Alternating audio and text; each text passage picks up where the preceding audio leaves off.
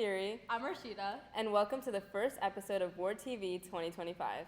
We are super excited to be your host and bring you all the Ward news. It's chilly. Cold much? It's been getting so cold lately. It makes me really miss summer. Well, what do you miss about it? I miss hanging out with my friends all the time, being at the beach, and not having to worry about my grades. That reminds me, seniors, don't forget to keep those first semester grades up. Rashida, aren't you failing physics? Anyway, what do you miss about summer? I just miss being outside all the time with my dog, my family, and my friends. That sounds fun, but I'm glad we're back in school. We had a great first week. You're right, I love seeing all my teachers and friends. On that note, did you know one of our very own teachers at Ward is a published author? I just heard about that. Mrs. Matthias just released her new book, The Drowning Days of Astria. It sounds so cool. Let's see what she has to say about it.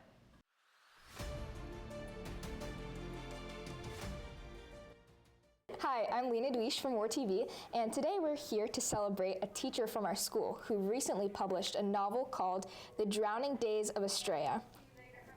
Her name's Ashley Matthias Root, and you know what, let's just get into the first question, huh? Yeah, let's do it. Okay, what inspired you to write this book, and was there a specific moment or idea that sparked it? Okay, so what inspired this book initially? When I was probably about your age is when I actually first had the idea for this book. I was a huge fan of like strong magical girl gangs back in the day. So I don't know if you're familiar with the 90s anime Sailor Moon. Yes. Yeah, okay, so I've got like a poster of it back there. Oh, awesome. So I was obsessed with Sailor Moon, loved it, loved Spice Girls, which was like a huge pop group back then. And I just always loved writing. So I was always writing stories anyways. And I thought, wow, I want to really write my own magical girl gang, right? And so my story kind of centers around one. Honestly, I think it's awesome that you've had this idea since you were my age. I think that's just awesome that you kept that passion with you this whole time. And I love this. Like, it's so pretty, guys. Look at that. So there's a magic school in the book. It's a young adult fantasy book where this young girl, she crosses worlds to return to her home, which she's never known. And there she has to kind of figure out who she is. She attends a magic school, and the magic school is sort of broken down into these 6 different groups based on your home state. And number 4, if readers walk away remembering just one thing from your book, what do you hope it is? I would say, I hope when they read about Astrea and her journey and her struggles and how she, no matter where she goes, seems to not fit in, I hope that they realize by the end that there is a place for everyone, and that you will find your people. Friendship is a very strong theme in the book. So I think it's just, believe in yourself, take chances, and you'll find where you belong. Yeah, I mean, that's a really powerful message.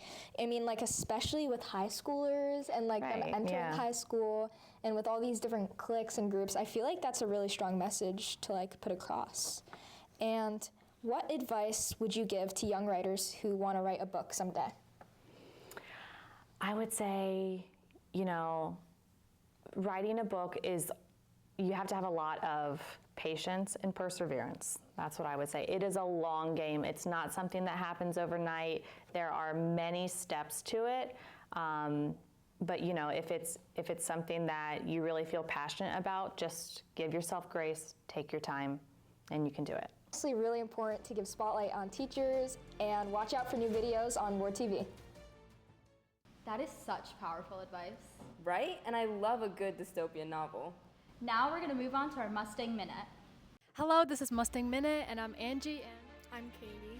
And today we're with Mr. Narwhal, the girls volleyball team coach. And we all know that you had an incredible start to the season, going 5-0 and ranking #1 in the state.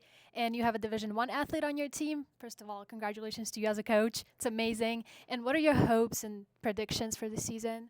I think it's going to be a great season for us. We only graduated 2 seniors last year. A lot of the girls that are on the team this year are between 3 or 4 year varsity players. I have 9 seniors, a handful of juniors coming back, a couple of sophomores, 1 sophomore, Anna, and 1 sophomore, Ava. And together, we're going to do some really special things. The cool thing about this off season was they put in a lot of time to really get themselves ready to have the ability to start 5-0 this year. Well, that's amazing, and I'm handing the mic over to Katie. Now, I'm sure there's been many good moments this season, but has there been any particular moment during a game or a practice that really stood out to you?